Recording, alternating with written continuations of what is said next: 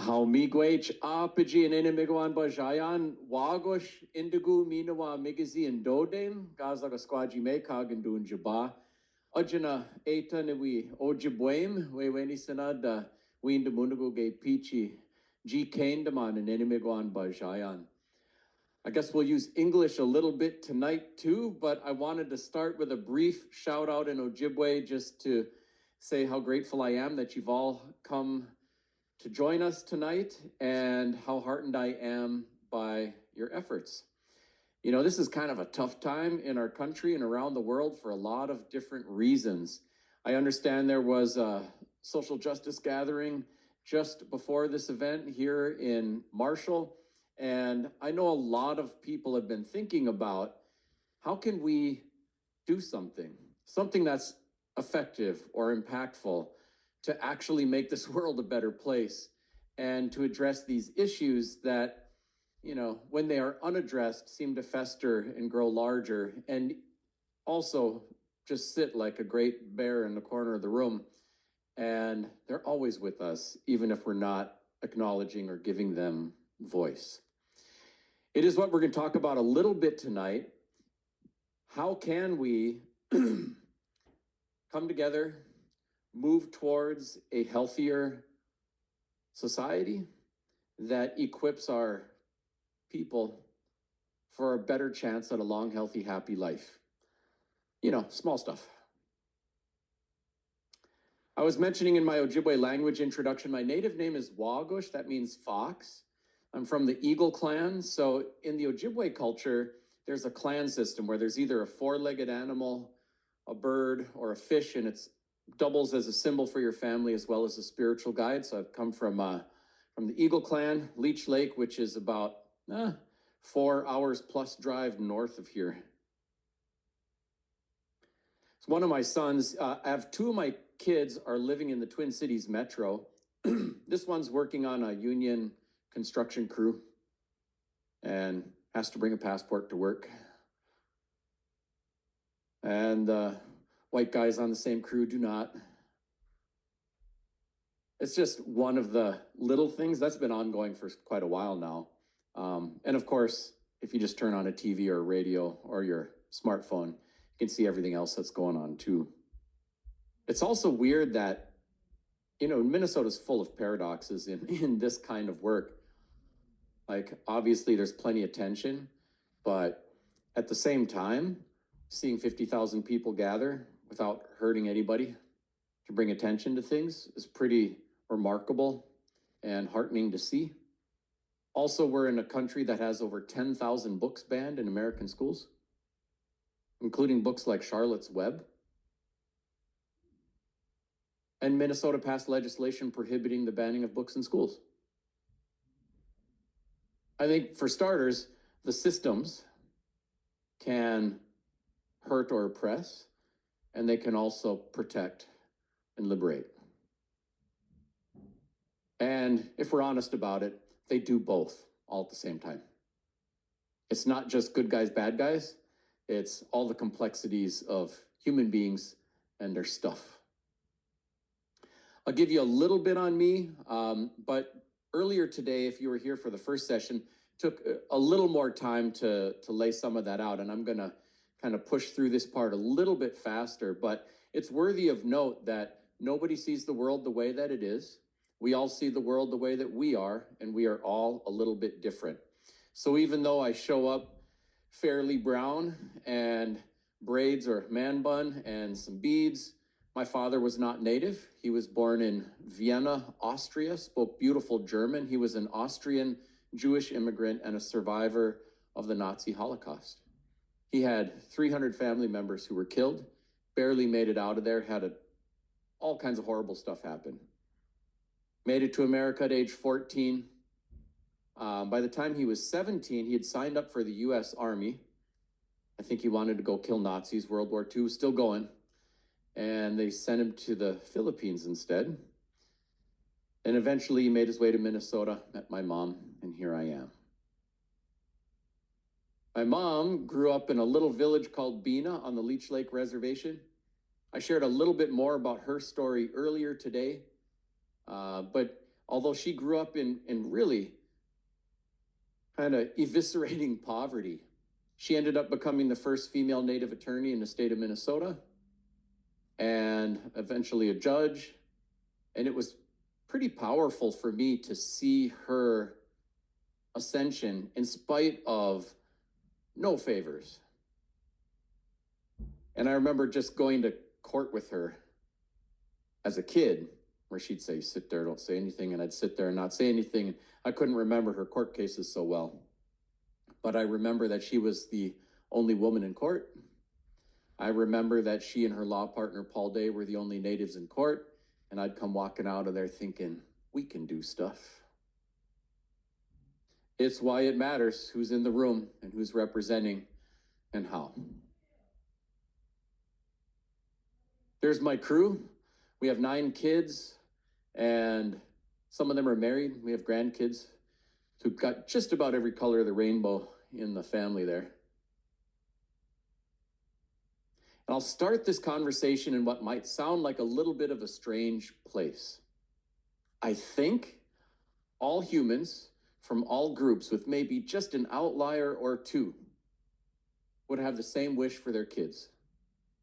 They'd want their kids to have a decent chance at a long, healthy, happy life.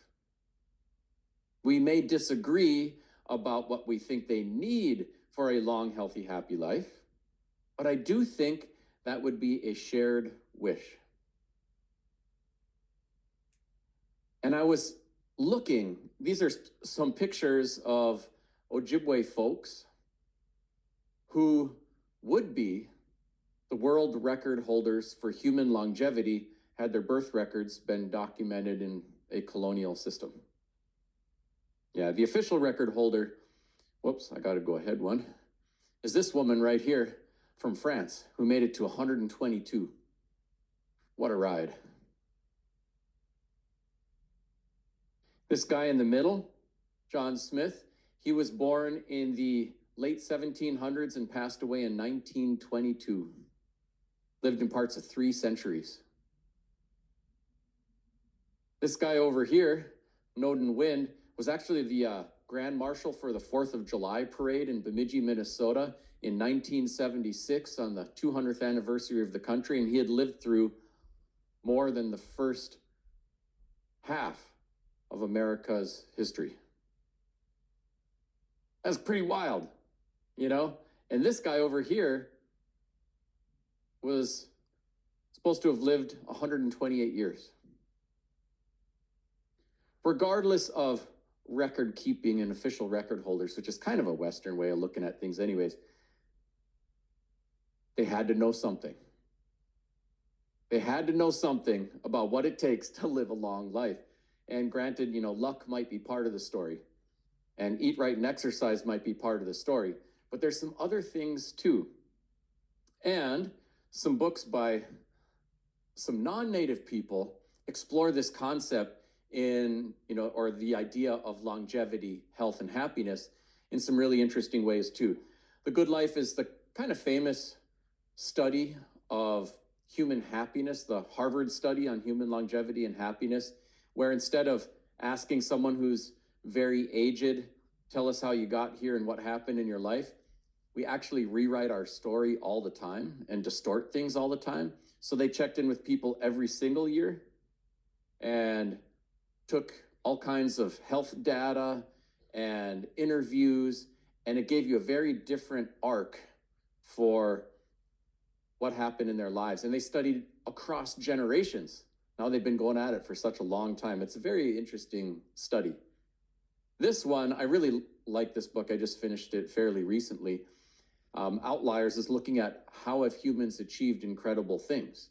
And they look at the story of Bill Gates, they look at the Beatles, they look at hockey, they look at the incredible longevity of this town in Pennsylvania which is settled primarily by Italian immigrants, and all kinds of interesting stories, and asking these same questions. And then Peter Attia is kind of famous for his, you know, health studies, and offers formulas for how to work it out. All 3 of those, as well as all of those elders I had up just a slide or two ago, have something in common, in that they don't just emphasize individual actions like eat right and exercise, but they emphasize the importance of relational health, the health of relationships. Relationships can be any kind, with a spouse, with a friend, with kids, and that in all of those studies, from the Harvard study to, all of them, those who struggled to maintain healthy, positive relationships struggled in the quest for longevity. And those who found a way to work out some healthy, positive, meaningful relationships had marked, statistically relevant benefits to their longevity. And it's not just anecdotal evidence, in the case of the Harvard study, to their happiness as well. You guys you know who Maslow is? Maslow's hierarchy of needs, this kind of famous pyramid. You need to start at the bottom and work your way up. He actually had a degree in psychology, but dabbled in anthropology. And his initial study actually focused on a study of the Blackfeet tribe in Montana. However, aside from the fact that everyone in anthropology at that time left natives as nameless informants in their research, he also highly distorted what he actually saw. This is not what he saw in his study of the Blackfeet. This is what he adapted based in part on what he saw. The Blackfeet had a pyramid too, but it was a little bit different. They said, look, a healthy individual is kind of the starting point, not the end point, the tip of the pyramid. And there's a focus not on what you can get and extract or transact so that you can do this, get to the tippy top and find self-actualization and have the perfect life. But that the receiving is in the giving to others.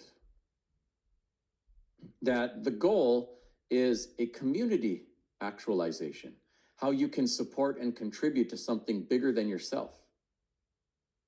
And then, through the tapestry of this community's interconnections and culture, how you can render that in perpetuity. Here's an Ojibwe, that might sound a little bit in the clouds. Here's an Ojibwe word that we use. Anakobijigun. And we use this word for my great-grandparent, and we use the same word for my great-grandchild. Anakobijigun. That spans 7 generations, from great-grandparent to grandparent to parent to me to kid to grandkid to great-grandkid. And it literally means my line.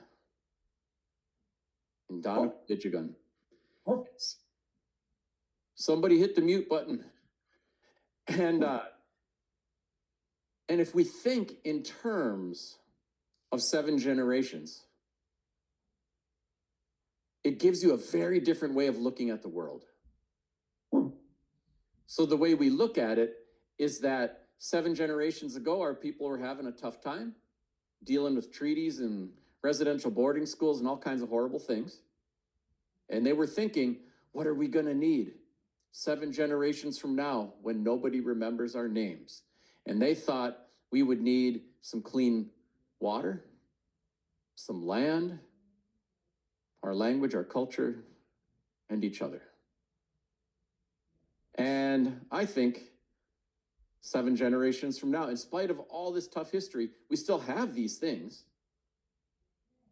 even though they've all been under attack in different ways. But if I think 7 generations from now, when nobody knows my name, no matter how many books I write, what will they need? And I think they're going to need the same things. They're still going to need clean water. They're going to need some land to live on. I see the value of our language and our culture. And they're certainly going to need each other.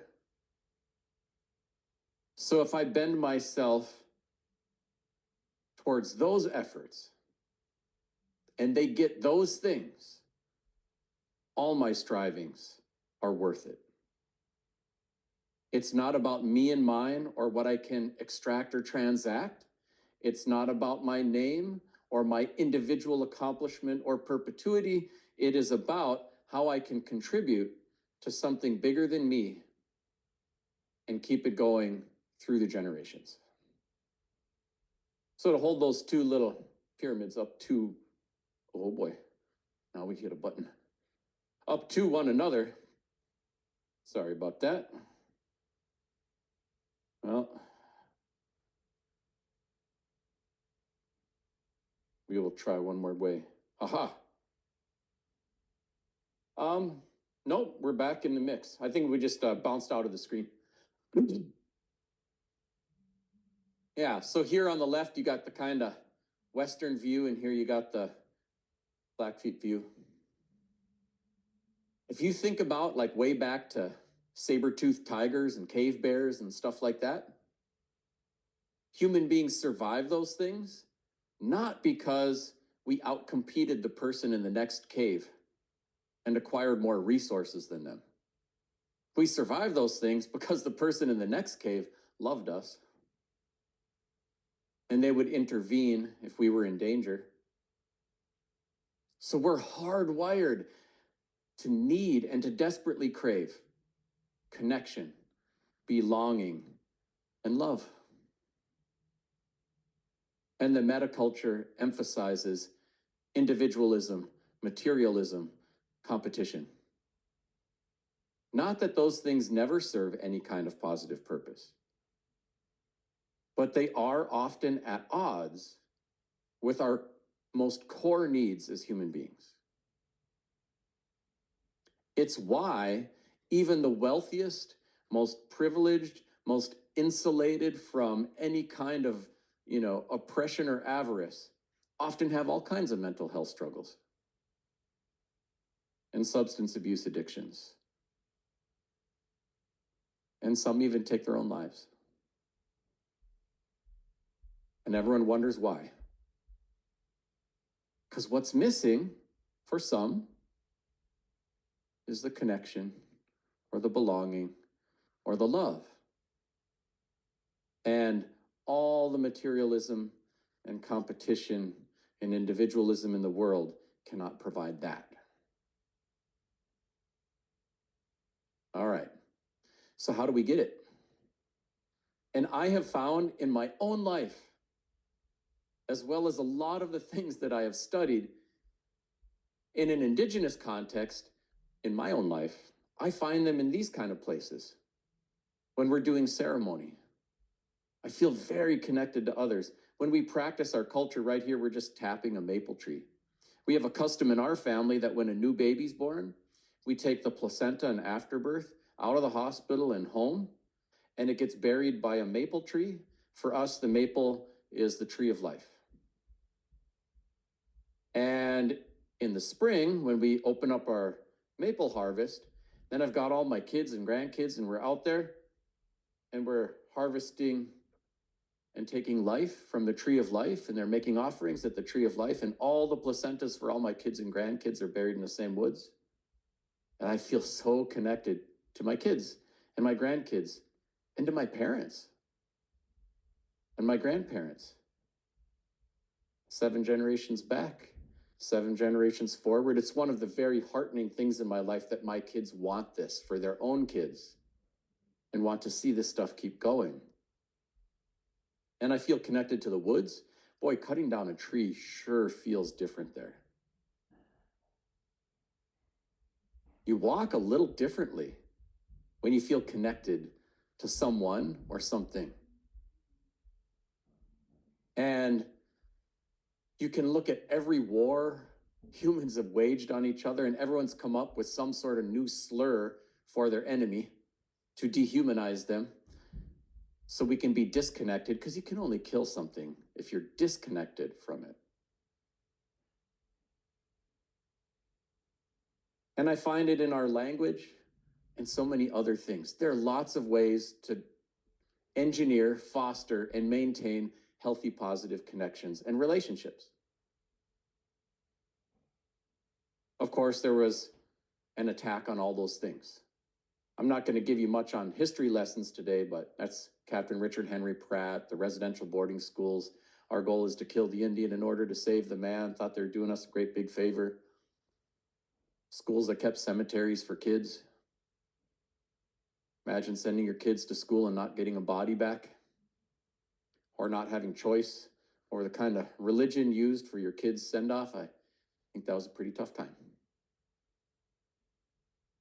It's a good reminder for those who are doing outreach or trying to build relationships, just to remember that the emotional trust bank account sometimes starts with a negative balance, and we haven't even opened our mouth yet or done anything wrong. And most Americans are enculturated to have no knowledge of this stuff. But the absent narratives still cause injury, and the problems don't just go away.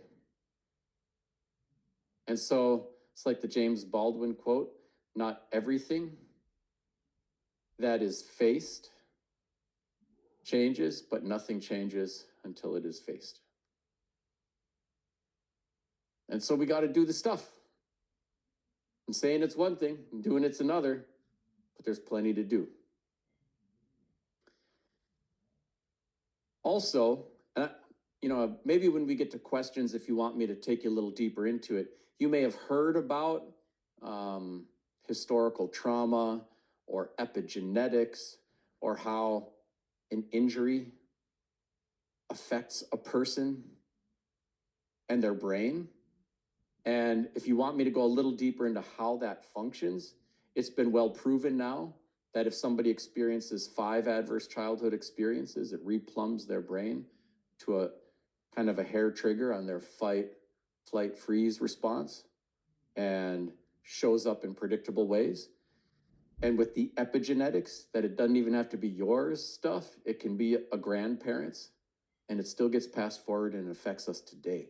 So when something bad's happened in the past, and here we are now still dealing with it, it doesn't go away just because people forgot about it and no one teaches about it. So if all we know is we know enough to know there's something we don't know, it's time to lean in, because that's part of how we face things. So watch the video, follow someone on social media, read a book, make a new friend.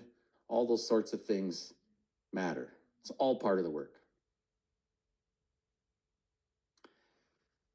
I think it's helpful to acknowledge that this stuff is hard. And sometimes what is hard for one person is not the same as what is hard for another person. I think one of the things that is sometimes hard for a lot of white folk is fear. Fear of offending someone, fear of exposing an ignorance, discomfort with the prospect of getting beat up around the ears for the sins of one's ancestors. And those things have people kind of leaning out like, ooh, how hot is that meeting going to be? Because I got stuff to do. And there's kind of no punishment for those who lean out.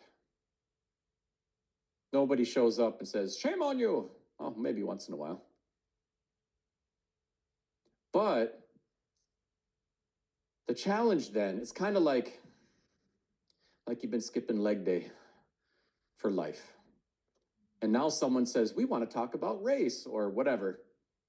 And it's like, we want you to come to the gym and do squats in front of all these people. And that sounds like not good. Like, I'm out, kind of not feeling that. Maybe tomorrow I'll work up to it when I'm ready. That's all avoidance. And so the advice there is, do not skip leg day. Come to the gym. I have to be completely honest. I cannot promise that it's always going to feel great. Sometimes leg day might feel not great. There are 330 million people in the United States of America. Someone probably will go sideways on you eventually. Don't skip leg day. And something funny happens if you start getting on your routine, you acclimate to it, and leg day starts to feel good. So good that if you skip leg day for a week and go on vacation, you can't wait to get back to the gym. And above all, it makes you stronger so you can do your part of the lift.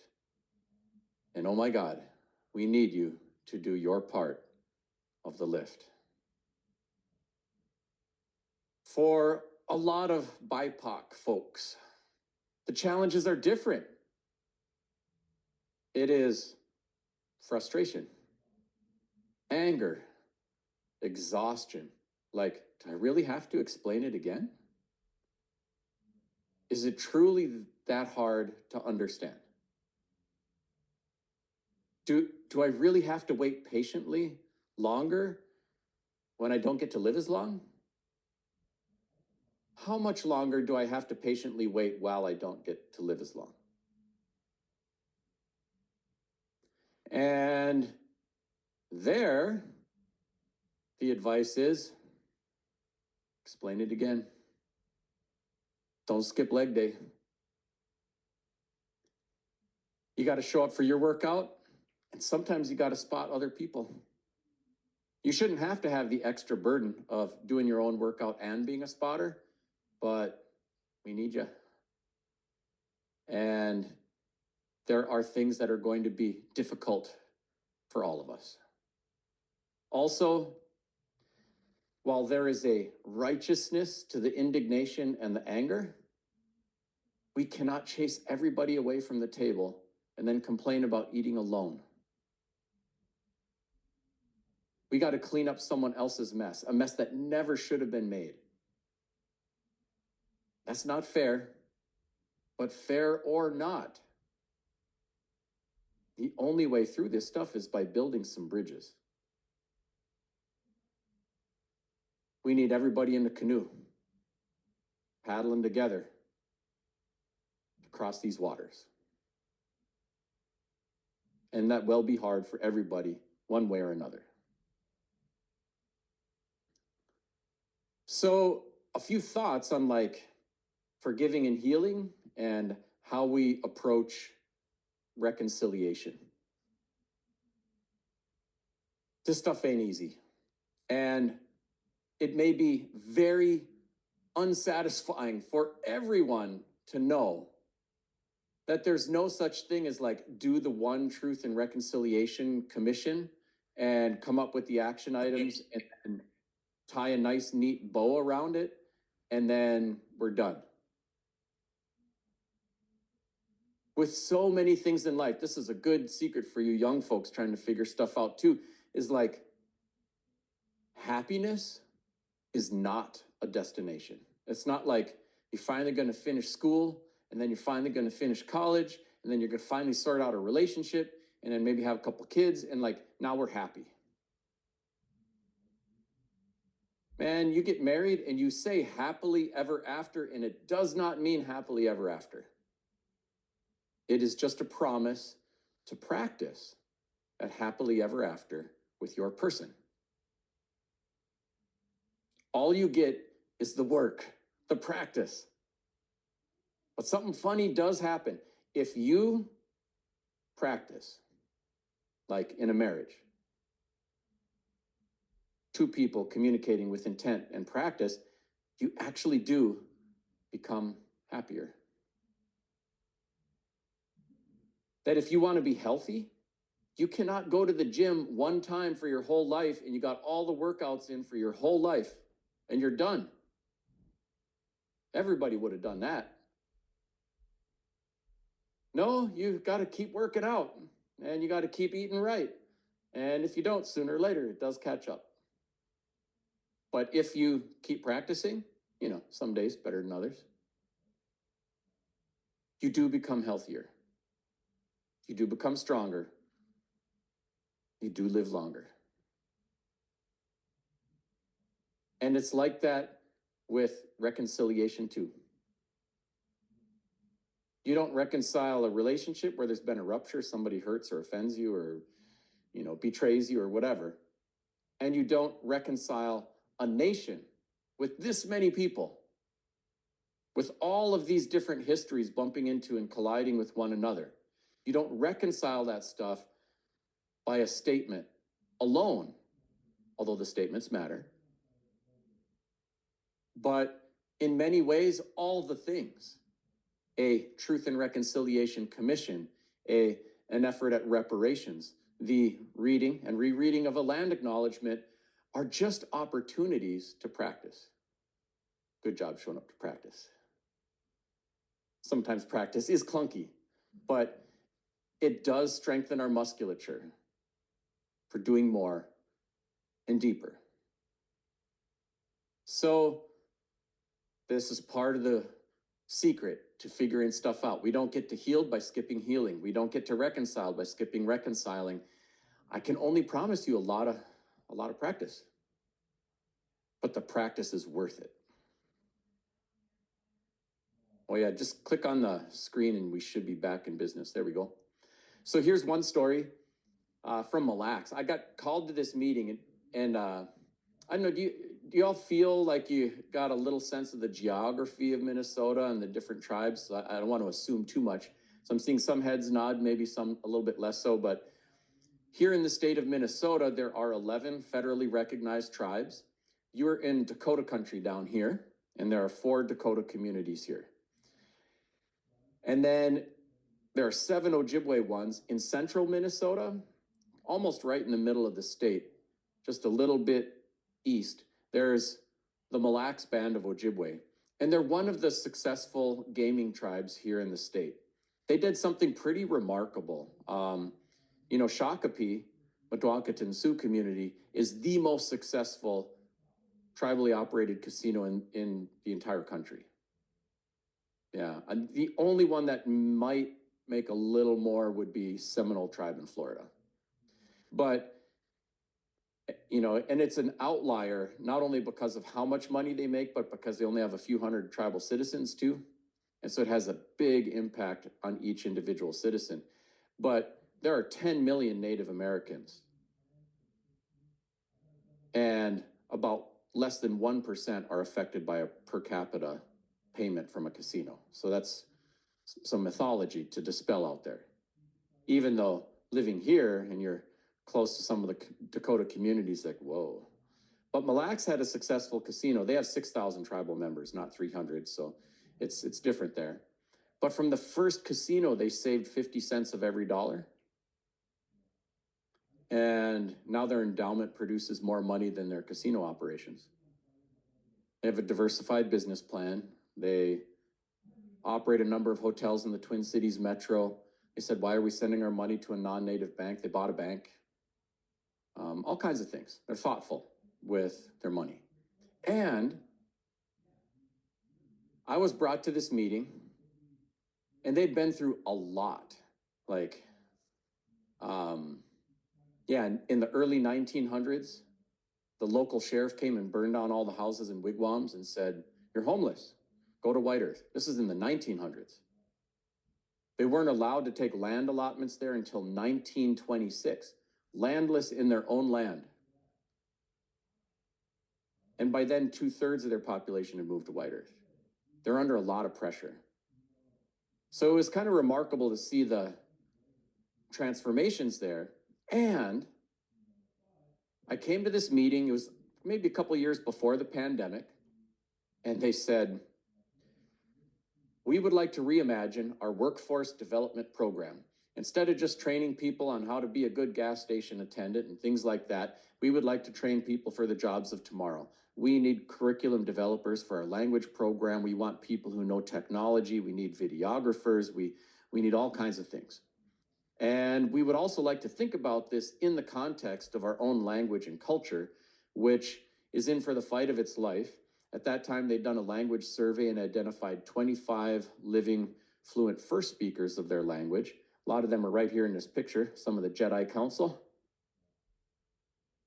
And they're all over 70. So I had to say, I think it's not reasonable to send them all back to college, get them new degrees, come back and run a new immersion school for the next 30 years. You're going to have to do something different. They said, well, what do you have in mind? I said, how about this? And I had a whole laundry list of ideas. I said, let's use Rosetta Stone. You familiar with Babbel, Duolingo, Rosetta Stone, these kind of learning tools they push to an app on your phone or computer. I said, let's do a literacy initiative and build some new books for our language. And they looked at me with all of my ideas and they said, well, let's do all of it. It was a great meeting. And we got to work. We had a team of 50 people working on Rosetta Stone. We had a team of 50 people working on the books. We convinced the Minnesota Historical Society Press to publish books that no one on their staff could read. There were all kinds of relationships that had to be built. There were questions. Are you really going to trust a non-native corporation with a copyright on our cultural and intellectual property when we've been taken advantage of by those folks every single time we've ever gotten into bed with them? And there were all kinds of things. What if there's a new tribal election and the new folks say, why are they spending so much money on this? And they yank the stuff and it takes years to build. So I was even proud of the contract we worked on, which prepaid Rosetta Stone for a service. And then the elders were paid by Rosetta Stone, and there were punitive escape clauses so that it was impossible to claw the money back out.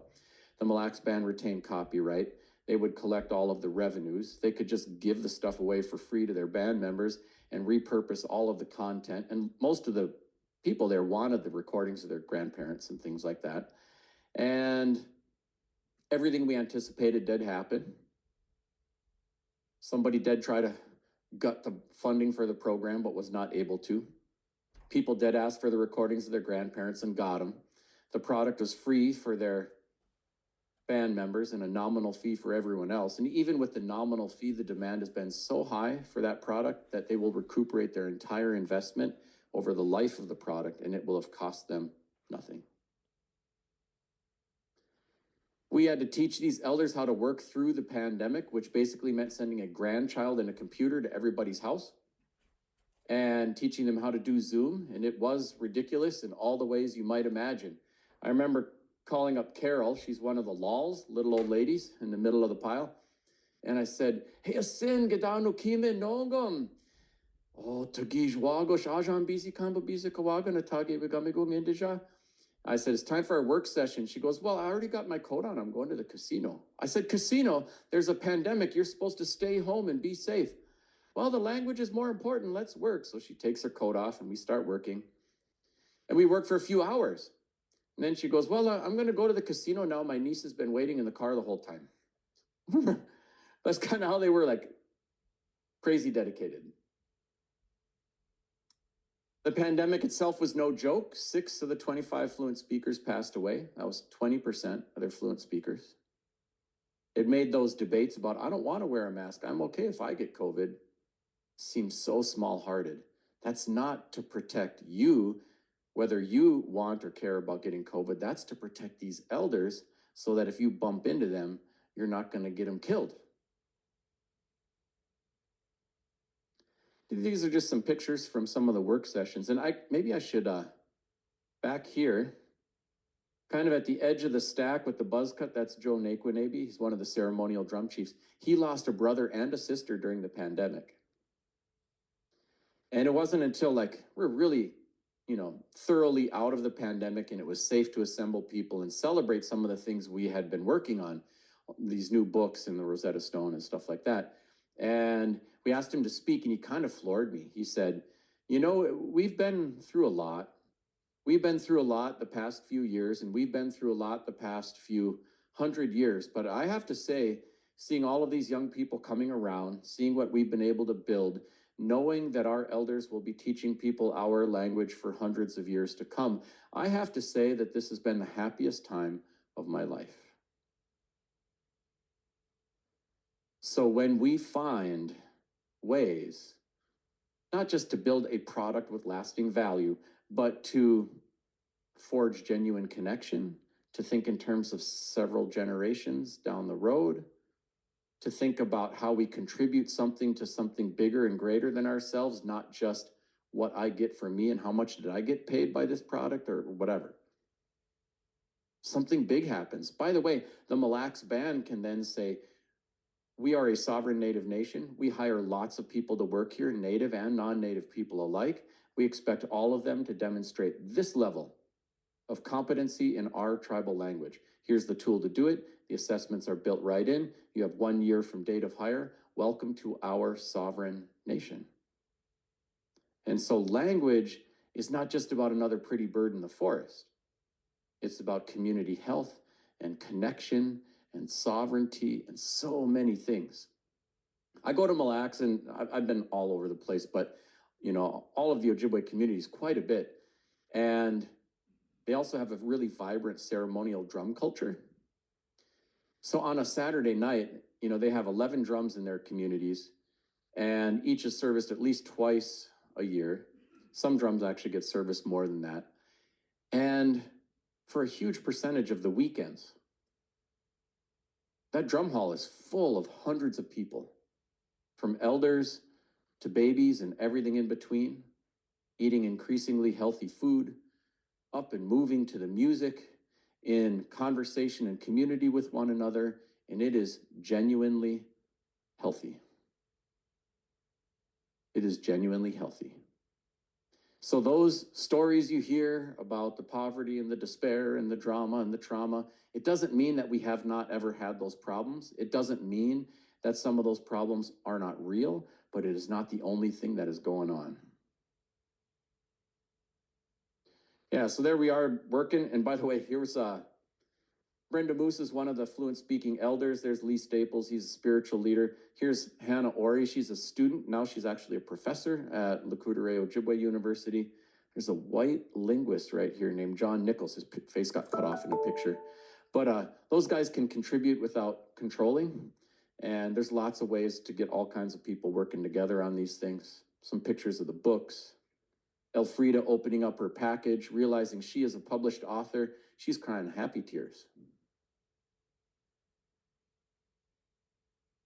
I shared this quote earlier today, it's worth repeating, where Abigail Echo Hawk said, "We are not a historically underserved population. My history is one of ancestors who survived so I could thrive. My history didn't start with Western civilization. I'm colonially underserved, I'm institutionally underserved, and I am historically resilient." I think a lot of people are still dealing with a legacy of blame and shame stuff. It's not a uniquely Indigenous thing. I think it's these threads of good guys, bad guys, a right way, a wrong way, do it this way, or you're going to hell kind of stuff. It permeates so many things.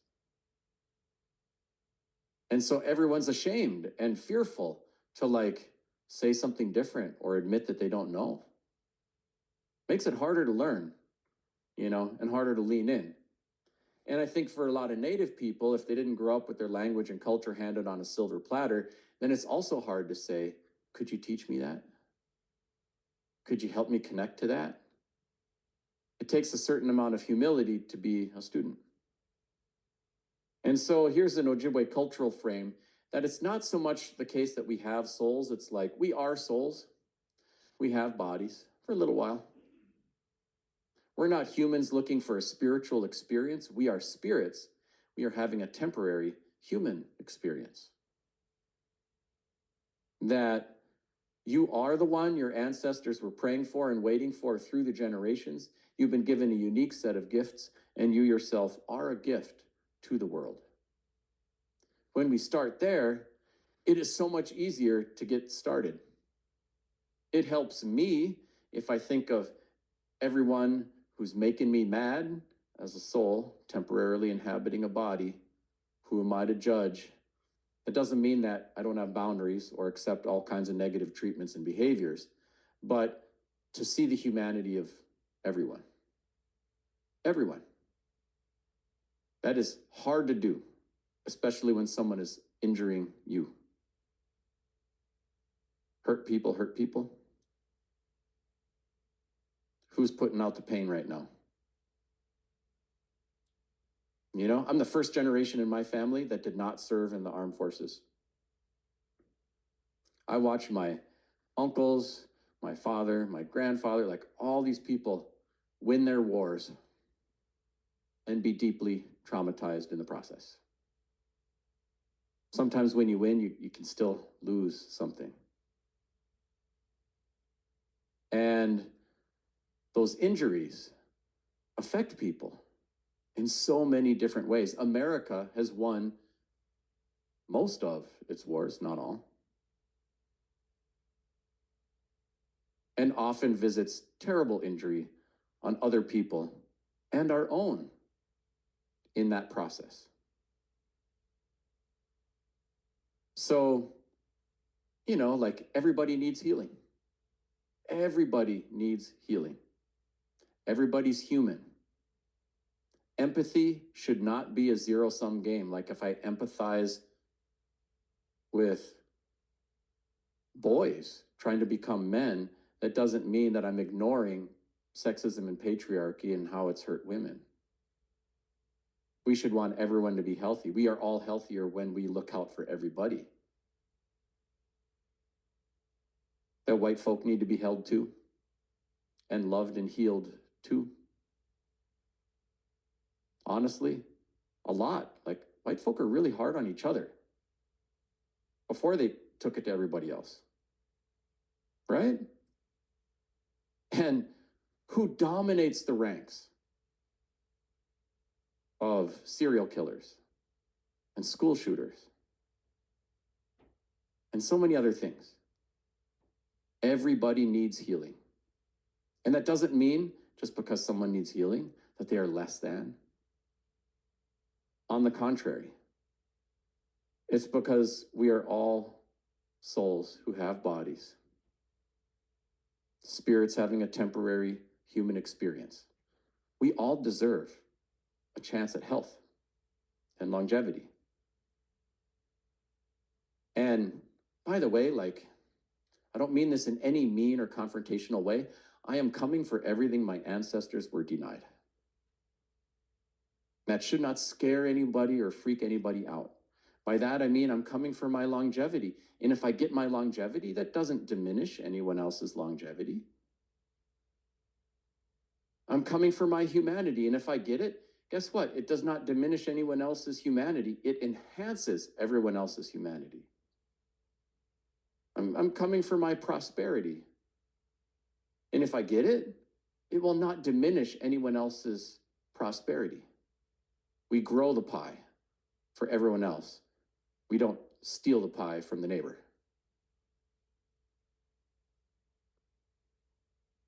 If your neighbor's house value goes up, yours does too. We all do better when we all do better. Famous Paul Wellstone line. It's hard for a lot of people to see that, but it is the truth.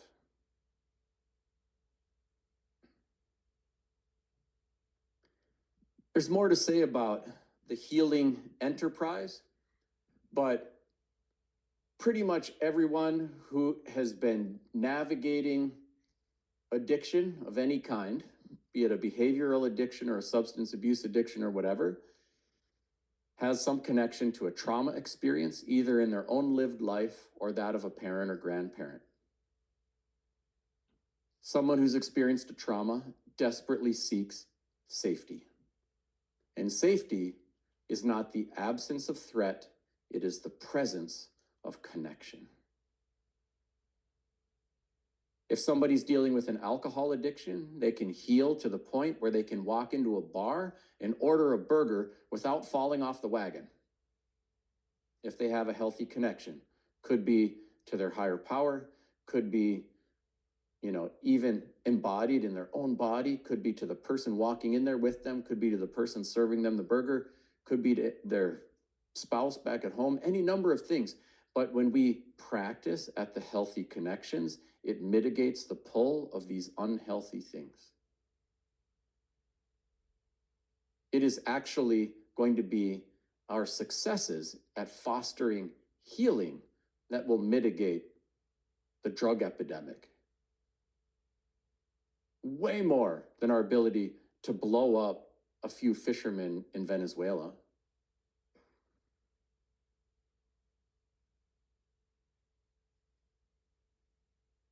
How are we doing? I got time for a couple quick more stories, and then we'll open this up for some questions. Here's one of my kids. I'll share a story about him. We have a big family. I shared that. I didn't mention that we have a big, beautiful blended family. The kids are his, theirs, and somebody else's. And I did not mention also that my ex-wife had a terrible descent into the darkness. She got into drugs and all of that. She actually lives in Shakopee now, in the women's correctional facility there. And she spent most of the past 25 years unhoused. I live in a beautiful house, surrounded by all kinds of kids and grandkids. Remarried, everything's good. But man, we tried everything to help pull her out of it. And this kid was our shared child together. And he was an infant in arms when she fell. So he got to be the recipient of the kind of blessings and curses only a father can bestow. He has no memory of being held by his mom. The number one job as a parent is do not mess your kid up. You don't get any do-overs. And it's a scary world out there. I was always worried from the get-go, is this going to trip him up? Is it going to trip him up, in what he does with his life, in how he is in relationships? How is this going to pop up? And we relied a lot on our cultural practices to help us through this stuff. We had one where we'd just bless our new house, put a little feather, hang it off the southwest corner of the house, and it's kind of like a Passover when it's storming and stuff. So I said, this will keep us safe, and the storms will pass over, and this will be a good place for you. And sometimes it would start storming, and the kid would run out the door and do a lap around the house, soaking wet, come running back in. It's like, what are you doing, kid? I'm checking on the feather. I was like, oh, okay, well, it's reassuring him. That's good. Come on, we'll dry you off. And we had another one where we built a miniature wigwam. We put little offerings in there for each member of the family to keep us together and safe and connected. And he'd be running around playing in the woods, and he'd go up to that and he'd look at it, and then he'd smile and he'd run off playing again. I was so overwhelmed. I was up to 7 kids, single parenting. Yeah. So it's where the gray hairs come from. Restaurants burst into applause twice when my family left. Like, those kids were on a tear. And there's so many things, like this kid filling his shorts in the restaurant while he's staring at the well-dressed couple next to us, and they just drop their silverware and walk right out. I'm like, oh my God, you counted coup on those people, but you ruined their meal, And another time I always went to the buffet because money was tight and those kids could not wait for their food. And so we're in the buffet, and he's trying to get his coat on him so we can leave, and he can't get his fists through the coat. I was like, what do you got, baby? He's like, I got the mac and cheese. And he's like smuggling 2 cents worth of mac and cheese out of the buffet. I'm like, why are my kids the resiest kids on the res? And, by the time he hit middle school, he was becoming a pretty outgoing kid. He's really into music and stuff. When he hit 9th grade, he went out for show choir, which is like Glee Club. You ever watch Glee? Man, I had to watch every episode of that drama. Oh my God. Could we just skip and watch the songs? That would be cool. But no, we watched all of it. So I was teasing him, and I said, your show choir experience is going to be just like that show. Whoever's dating at the start of the school year, they're all going to switch partners by the end of the school year. So keep that part in pencil. I said there's going to be crying, lots of crying. There's going to be lots of singing, good singing. And there's going to be a big trophy, and everyone's going to be hugging each other. Oh, shut up, Dad. You don't know. Okay. All right. And I missed his first out-of-town meet. I said, you give me a call. I don't care if it's midnight, 1 a.m. Got this very cool call from a teenage kid, which started with, Dad, I love you. I'm like, I love you too, son. How's it going? And I got like a dozen spontaneous I love yous from my teenage son, which is pretty cool. So it's like, Dad, I love you. We won. I love you. Everyone's crying. I love you. They're all hugging each other. I'm like, I told you. So everything's going good. And then we got the pandemic and like, show choir's canceled and prom is canceled and friends are canceled, blah. And it's also, like all kids do have to break from their parents. It's normal and that's healthy. It's part of how they become independent, that they got their own ideas and their own personalities, and they get empowerment from figuring out that they know how to figure stuff out. You can't helicopter your kid to the end of their days or you're gonna hurt them by sapping their power to figure stuff out. But you can't also ignore them or, they'll feel abandoned and neglected. So you gotta figure that out as a parent. But the girls seem to break a little earlier and they'd have it out with my wife, and the boys would break a little later and they'd have it out with me. But age 17 is always a tough time to lose influence over your teenage boy, because it's also when it's time to think about what's next. So he's moping around in his room and I had to go push him a little bit. I said, son, there are 1,000 definitions of success. You do not have to pick anything that I would come up with. You must pick something you come up with. You got one brother, he's working on a union construction crew. You got some siblings who went to college. Like, there are a lot of different ways to do it. You pick. So finally, he's like, okay, college. I'm like, college. I love the sound of that. What are you thinking? He's like, I was doing some research. You know those Ivy League schools? Dartmouth is the one that has some native programs. So part of me is thinking like, oh crap, like 7% of the people who apply get in, and how much is that going to cost? But my job is not to close any doors on my own kid. My job is to support, coach if he's open. And so I said, I think you should go for it. So he started working on his applications and the essays, and he wrote about our family. He was close with my dad, and he had this horrible trauma experience. My grandmother had gone to residential boarding school. He wrote about his mom, times when he was mad, times when he was sad, times when he couldn't feel anything at all except guilty because he couldn't feel anything at all. And then he said some pretty profound things for a teenage kid. He said, we are more than the sum of our tragedies. And all this trauma stops with me. From a kid. It took us a little while. And let me see if I can make this work.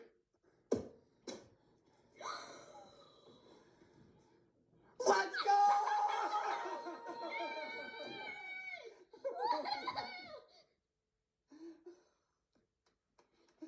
Oh, I'm so happy for you. Kid always.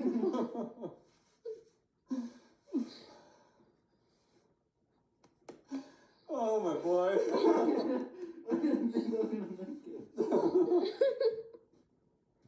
Oh, let's go! Come here, Evan!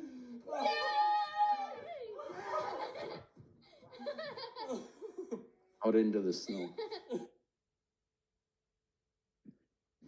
For us, that was more than like a kid getting into the school of his dreams. I think I was always worried, is he gonna self-sabotage on his way out the door? Is he gonna deny himself opportunity for the sake of familiarity? Is he gonna go down his mom's road? And people told me things over the years, like, you save those kids, you pull them out of the darkness, and that never felt right. Honestly, if anything, it was entirely the other way around. Every time he was finding a way to sing through the adversity, and with a big old smile on his face, or even just run around the house and check out that feather, like, he's restoring my faith in the decency of human beings, in our ability to overcome even the most difficult circumstances. that I didn't save him, but he sure saved me. When we put the good in, it often comes right back out. He graduated now. Yep. He and his girlfriend stayed together all the way through college, long distance relationship, and he's applying to law school and figuring out what's next. So super proud of him, but it's not like the academic accomplishments so much, as success as a human being, figuring out how to build something healthy, even when you didn't get to pick all your cards or get all the most perfect cards. And I do think that for all of us, you get dealt certain cards, and some people do get better and some people do get worse. And so you play your cards the best way that you can. In addition to that, if all I taught my kids is play your cards the best way you can, in some ways I'd be teaching them how to be good little oppressors, because the systems are so messed up. So while we do need to play our cards, we also need to work to change the rules to the game so that it is more fair, it is more equitable, so that everyone can be better humanized and have access to opportunity. So that we can think not just about the best outcome for me as an individual as I play my cards, but how I can contribute to this greater good. I'll share, let me see how we're doing here. You want a story or you want questions? One more? All right, we'll probably have time for a couple questions yet. So I mentioned that my father was a survivor of the Nazi Holocaust. He did not go back to Austria until 1986. And I went with him on his first trip back. And Austria, if you're, is adjacent to Germany and was annexed. They called the Anschluss early in World War II.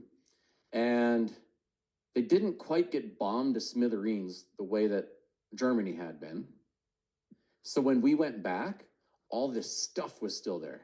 Like the Volksschule where my dad went to school, and the apartment my dad lived in, where they used to vacation, all these things. It was all confiscated and given to Aryans who still own it. And my dad had spoke beautiful German his whole life. Stepped off the plane into the German-speaking world and had a total meltdown, crying jag, panic attack, like freaked out. And I was like 17. So I didn't know what to do. And I mainly was thinking, man, Germans and Austrians equals bad people. I was in judgment, not super proud of it. Think differently now. But I didn't go back again until 2022. And I took my family. And we went to this place, they call the Karl Marx Hof. So 4 years before the Nazi Anschluss, fascists took over in Austria, and my grandfather had led a takeover of this building in protest to the fascist takeover, and they were shelled by the Austrian army 4 years before the Nazi stuff. We went to the Volksschule, where my dad went to school. We went to the apartment complex where my dad used to live. Still there. Got a little bit of a reno. My grandfather's store. Hallstatt Lakes, you can't see it in this picture, but a little bit down the lakeshore, there's a picturesque village that they actually used as the base for the animated set for Frozen. Beautiful. All my brown kids swimming around in the very cold waters there. We went to concentration camps, Mauthausen, where my dad's neighbor was killed. Dachau. And we called some friends. There were a couple of Austrian academics. They'd spent a couple of years in Minnesota, and they had recorded and eventually published my father's Holocaust reminiscences. And so when we told them we're coming to Austria, they said, you got to see us. We're going to take you out and show you some stuff. So we went hiking in the Austrian Alps and took pictures, and we stayed at their house, and we love these guys. Hilarious, great laugh, and so generous with their time. One night we're having dinner, and they said, pretty much everyone in Austria has at least one grandparent who's a Nazi. For us, they were a husband and wife. They said, all of our grandparents were Nazis. And for Thomas, the man, he said, my paternal grandparents were unrepentant Nazis. They thought they had the right idea. The only thing that went wrong is they didn't win. He said, I'm glad none of their grandkids think the same way. But it's kind of hard to look at them and think Austrians and Germans equals bad people. And it helped me see things a little differently, that like I could see the beauty of this place, the beauty of this language, the beauty of this culture and music and these particular human beings. And I could also see everything they did to my family and so many others. It's easier to be in judgment. It's harder to see the complex and nuanced, multifaceted dimensions of humans and to humanize everyone. That's still a struggle. Like, I went to Germany a year ago and I was looking at some 18-year-old German kid on the subway with his blonde hair and blue eyes. And I'm like, man, I just know his grandparents are trying to kill my family. I'm like, whoa, dude, it is a kid on a subway, chill, But the intrusive thought would still pop up. Still stuff to wrangle, but getting better. It may be a gift and a blessing to the Germans and Austrians to know I ain't hating so bad. But the biggest gift is to me and my family not to carry quite so much anger, not to be quite so easily triggered. Humanizing someone else helps humanize myself. And I hope that keeps paying forward. There's Thomas. As we think about all the things around us today, there's a great quote by Howard Zinn. And he said, to be hopeful in bad times is based on the fact that human history is not only of cruelty, but also of compassion, sacrifice, courage, and kindness. If we see only the worst, it destroys our capacity to do something. If we remember those times and places where people have behaved magnificently, this gives us the energy to act. And if we do act, in however small a way, we don't have to wait for some grand utopian future. The future is an infinite succession of presents. And to live now, as we think human beings should live, in defiance of all that is bad around us, is itself a marvelous victory.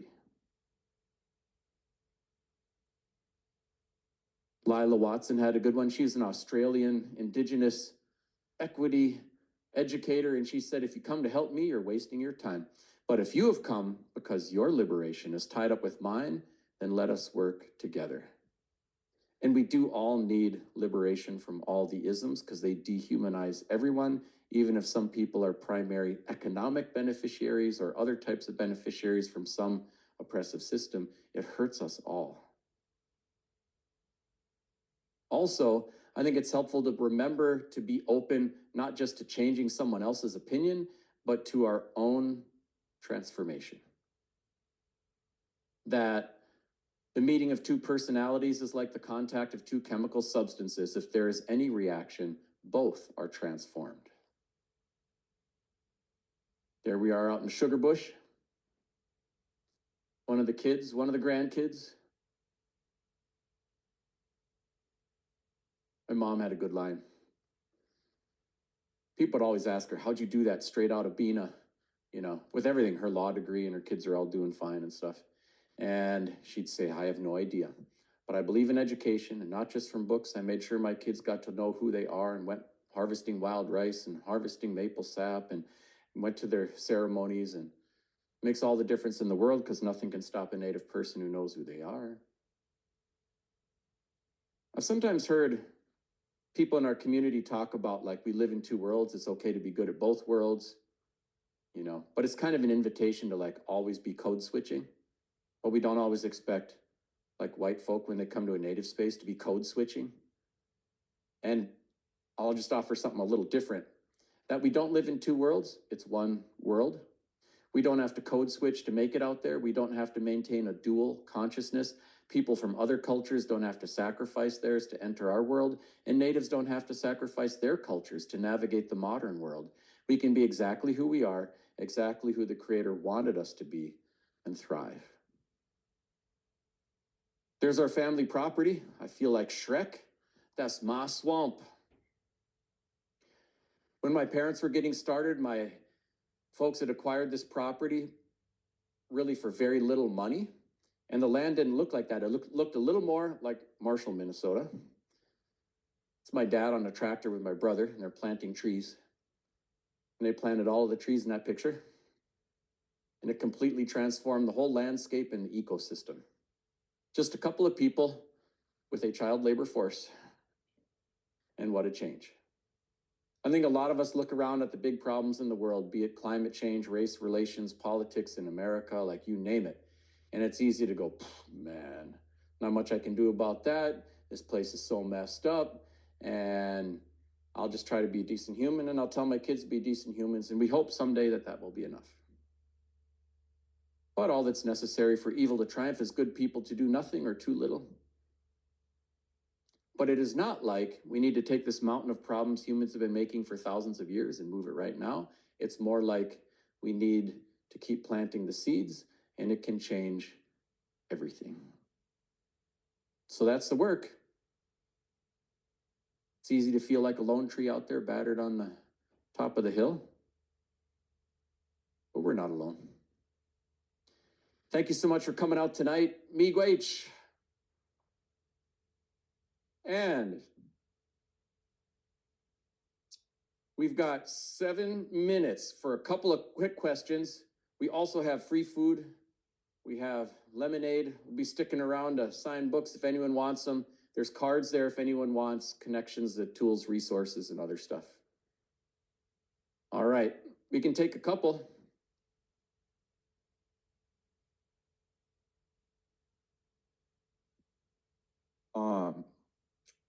As someone who is going to be a future teacher, what would you tell me to be like just a better like leader in like a social like scenario in like the classroom or something of that sort? First of all, thank you so much for your aspiration to be a teacher. It's a noble, noble job. It's also a lot of fun. It's also well suited for raising a family and all kinds of good things. And it couldn't be a more important job in the world. I think there's a lot of professional guidance about, tools and things like that. But I would just say, like the diversity is here to stay. So, we are all going to be out of our depth with some of the things we teach. And we are all going to be looking at people who are from any number of different groups than our own. And in addition to like being kind and, all of that, I think being curious, I think some of the conversations shifted from cultural competency. Like I was in Elk River and they got 70 languages spoken by kids in their district. No one's going to be competent in all of them. It's more like cultural humility. I'm going to share the stuff I know. I'm going to be open to what you know. I'm going to be aware that absent narratives can cause injury just as much as, somebody giving you a bunch of microaggressions every day. And so I'm going to be attentive to that and try to hold everybody up and connect people to good information and be open to my own constant growth and transformation. Our kids will be in good hands with you. Yeah. Good question. Any others?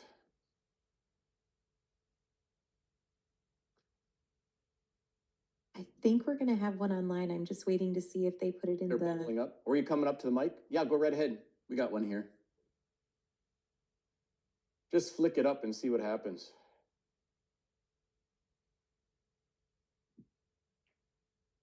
Yeah, can you hear me? Yep. All right.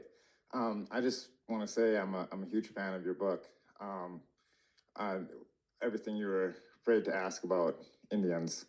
I was a probation officer in Yale Medicine County for 6 years, and I worked with a lot of members of the Upper Sioux tribe.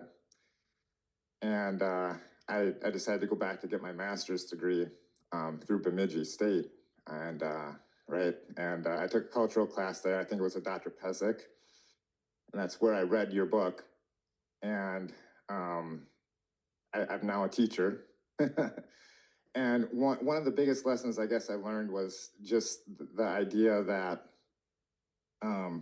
don't be afraid to make those human connections.